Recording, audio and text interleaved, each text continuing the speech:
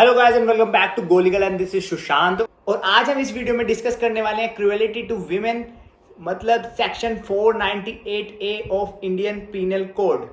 सबसे पहले हम डिस्कस करेंगे कि क्रूएलिटी टू विमेन होता क्या है और सेक्शन 498A में एग्जैक्टली क्या लिखा है और इसके क्या यूजेस है और इसको क्यों इंट्रोड्यूस किया गया था और आज के टाइम में इसको कैसे मिसयूज किया जा रहा है।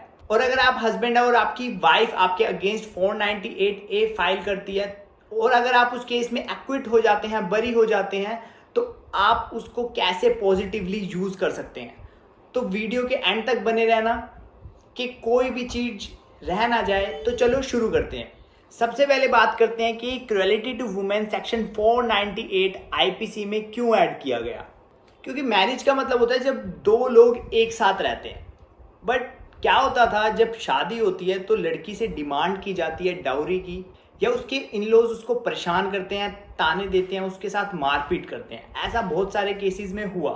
तो जब ऐसा वायलेंस, ऐसी क्रूएलिटी शादी के बाद बढ़ने लगी तो आईपीसी को 1983 में अमेंड किया गया और सेक्शन 498A को ऐड किया गया विमेंस को सेफ गार्ड करने के लिए, क्रूएलिटी से कि विमेंस के साथ क्रूएलिटी ना हो और जो डाउरी की डिमांड बढ़ रही थी उसको कम करने के लिए। तो अब हम रीड करते हैं सेक्शन 498A में क्या लिखा है और उसका क्या मतलब है। सेक्शन 498A, हस्बैंड और relative of husband of a women subjected her to cruelty, whoever being the husband or the relative of the husband of a woman subjects such women to cruelty shall be punished with imprisonment for a term which may extend to 3 years and shall also be liable to fine। तो इसमें लिखा है कि शादी के बाद husband या husband की फैमिली या हस्बैंड का कोई रिलेटिव विमेन के साथ, मतलब जो वाइफ है उसके साथ कोई क्रूएलिटी करता है तो उसको सजा हो सकती है 3 साल तक की प्लस फाइन भी। तो इसमें यूज किया गया वर्ड क्रूएलिटी। अब क्रूएलिटी को एक्सप्लेन किया गया है कि क्रूएलिटी का मतलब क्या है।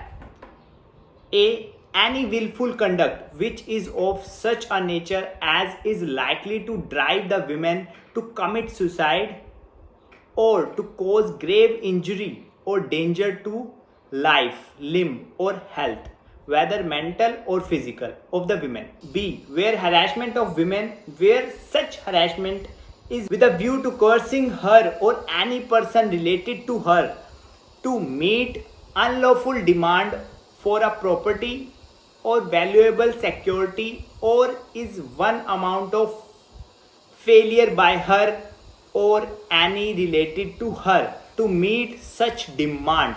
अब क्रूएलिटी का मतलब है या तो उस विमेन के साथ मारपीट करना या उसको मेंटली तंग करना कि वो सुसाइड का ट्राई करे या वो मेंटली डिस्टर्ब हो जाए या उसके साथ मारपीट करें और उसको हार्म करें।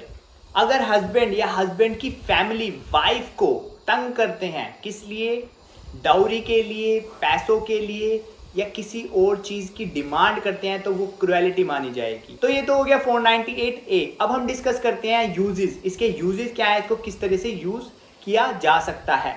जो इसका मोटिव था इंट्रोड्यूस कराने का वो यही था कि विमेंस को सेफ गार्ड करना। 10 में से 9 केसेस में जो क्रूएलिटी होती है वो इसलिए होती है, लड़की को इसीलिए मारा जाता है, इसलिए मेंटली टॉर्चर किया जाता है क्योंकि उसने डाउरी नहीं दी या कम दी है या उससे डाउरी की डिमांड की जाती है। और अगर वाइफ से ऐसी डिमांड की जाती है, उसको टॉर्चर किया जाता है, तो हम फाइल कर सकते हैं सेक्शन 498A। ऐसे बहुत सारे केसेस हैं। एक केस तो ऐसा था जिसमें वाइफ को इतना मेंटली टॉर्चर किया कि उसने अपने दोनों हाथों की नसें काट ली, सुसाइड अटेम्प्ट किया। और एक केस तो ऐसा था जिसमें वाइफ के साथ मारपीट की गई और इवन उसको खाना तक नहीं दिया। तो अगर किसी विमेन के साथ ऐसा होता है तो वहां पर हम इस सेक्शन 498A को यूज कर सकते हैं। ये तो हो गया सेक्शन 498A। इसके साथ ही एक और लिंक्ड सेक्शन है, वो है सेक्शन 304B, मतलब डाउरी डेथ। अगर 7 साल के अंदर, शादी होने के 7 साल के अंदर अगर वाइफ की अननेचुरल डेथ हो जाती है तो यही माना जाता है कि वाइफ के साथ क्रूएलिटी हुई है और उससे डाउरी की डिमांड की गई है, उसको मेंटली हरास किया गया है, इस वजह से ही उसकी डेथ हुई है। और इस केस में जो पनिशमेंट है वो है लाइफ इम्प्रिजमेंट। ये तो हो गए यूजेस, पर आज के टाइम पे इस सेक्शन 498A का मिसयूज भी हो रहा है।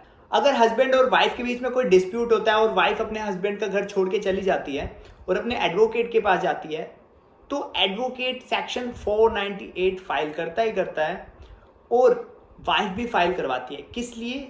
सिर्फ हस्बैंड को हराश करने के लिए, उसकी फैमिली को हराश करने के लिए, चाहे उसने क्रुएलिटी की होती है या नहीं, डाउरी की डिमांड की होती है या नहीं, पर सेक्शन 498A लग जाता है। और जब ये 498A लगता है तो पूरी फैमिली पे लगता है और उनमें से सबको अरेस्ट नहीं किया जाता और हस्बैंड को एक दिन के लिए, मिनिमम एक दिन के लिए तो लॉकअप में रहना ही पड़ता है। और अब बात करते हैं कि हस्बैंड के अगेंस्ट झूठा 498A का केस फाइल हो गया और एंड में जब डिसीजन आया तो एक्विटल हो गया, हस्बैंड बरी हो गया, तो हस्बैंड उसको कैसे पॉजिटिवली यूज कर सकता है? क्योंकि आज के टाइम पे, पहले का टाइम चला गया, पर आज के टाइम में मोस्ट ऑफ द केसेस में ऐसा होता है कि ना क्रुएलिटी हुई होती है, ना डाउरी डिमांड हुई होती है, फिर भी सेक्शन 498A लगा दिया जाता है और हस्बैंड को लॉकअप में रहना पड़ता है और उसकी पूरी फैमिली के ऊपर केस होता है। और अगर केस हो जाने के बाद हस्बैंड एक्विट हो जाता है, जो डिसीजन आता है केस का वो एक्विटल आता है, मतलब बरी हो जाता है अगर हस्बैंड केस से, तो हस्बैंड इसको किस तरह यूज कर सकता है? अगर हस्बैंड केस से एक्विट हो जाता है, वो प्रूव कर देता है कि उसने क्रुएलिटी नहीं करी, वो प्रूव कर देता है कि उसने डाउरी डिमांड नहीं करी, तो वो इस एक्विटल को एज अ ग्राउंड यूज कर सकता है और अपनी वाइफ से डाइवोर्स ले सकता है बहुत ही इजीली। ये है आज की लीगल टिप। अगर आपके अगेंस्ट डाउरी डिमांड या क्रुएलिटी का केस हुआ है और आप उससे बरी हो जाते हैं, एक्विट हो जाते हैं, तो आप उसको यूज कर सकते हैं एज अ ग्राउंड और आपको बहुत ही इजीली डाइवोर्स मिल जाएगा। और जब ये बहुत सारे फेक केसेस होने लगे तो सुप्रीम कोर्ट के बहुत सारे ऐसे जजमेंट्स आए, तो उसमें कहा गया कि अगर सेक्शन 498A फाइल होता है तो पूरी फैमिली को अरेस्ट ना किया जाए, सिर्फ हस्बैंड को अरेस्ट किया जाएगा, क्योंकि ये एक तरह से पूरी फैमिली को हरास करने के लिए ये फाइल किया जाता है। वो केसेस अलग है जिसमें रियलिटी में क्रुएलिटी होती है, but most of the cases में आज के टाइम में वो नहीं होता। फिर भी सेक्शन 498A एक ब्रह्मास्त्र की तरह यूज किया जाता है, सिर्फ हस्बैंड को हरास करने के लिए, तंग करने के लिए और उसकी फैमिली को तंग करने के लिए। तो आज के लिए इतना ही। आई होप आपको इस वीडियो ने कहीं ना कहीं हेल्प किया होगा। अगर इस वीडियो ने आपको हेल्प किया है तो आप इस वीडियो को अपनी फैमिली के साथ, अपने फ्रेंड्स के साथ जरूर शेयर करना।